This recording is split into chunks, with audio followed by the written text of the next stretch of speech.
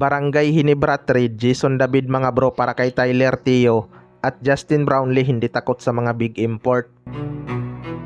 So confirm na nga talaga mga bro na hindi kukuha ng malaking import ang Barangay Hinebra. Maraming ang gusto na kumuha din sila ng 7-footer pero ayaw nga ni Coach Timcon hanggat kaya pa ni Justin Brownlee lumaro. Valid naman din ang reason ni Coach Timcon mga bro dahil simula nga 2016 wala namang nakatalo kay Justin Brownlee na matatangkad na import. Tanging si RHG pa lang ang nakatalo sa kanya at kasing tangkad niya lang. Ngayon lang kasi kumuha ng matangkad na import ang TNT at sinamantala nila ang no height limit dahil injured nga si Rondy Hollis Jefferson. Hindi nga takot si Justin Brownlee sa mga matatangkad na import dahil sanay na siyang kalaban ang mga malalaking import.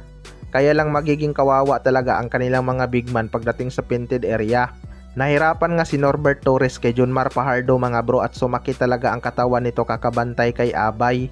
Ngayong Commissioner's Cup kada laban nila siguradong mapapalaban sa ilalim tong si Norbert Torres.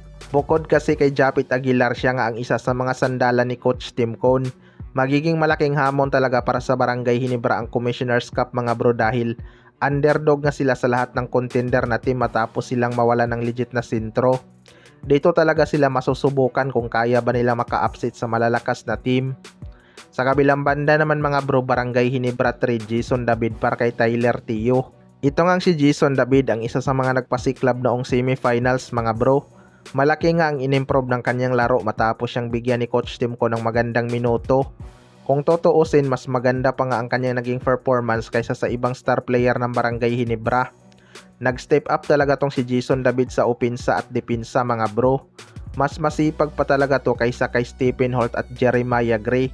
Pero ayon nga sa source mga bro, ititrade daw ng Barangay Hinebra si Jason David para kay Tyler Teo. Well, para sa akin mga bro, loaded na nga sa gwardiya ang Barangay Hinebra. Parihas nga guard itong si Jason David at Tyler Teo. Pero mas may depensa nga itong si Jason David. Mas lalo ngang niliit ang backcourt ng Barangay Hinebra kapag si Tyler Teo ang kanilang kinuha dahil may RJ Abarrientos na nga sila. Pwede kasing maging liability sa depensa si Tyler Teo at RJ Abarrientos mga bro. Kaya mas lalong mahirapan ang Barangay Hinebra. Mas okay pa kasi itong si Jason David dahil matangkad ito sa kanyang posisyon na gwardiya at masipag. Kailangan niya lang ma-develop ang kanyang decision making dahil minsan may mga pilit na tira nga ito. Kung sipag lang ang usapan mga bro, wala ka talagang masasabi sa performance nitong si Jason David. Pareho nga sila ni Scottie Thompson humasel. Sana nga mas bigyan pa to ni Coach Timcon ng minuto kaysa kay Jeremiah Gray at Stephen Holt. Kaya tingnan na lang natin. Kayo mga bro, ano masasabi nyo tungkol dito?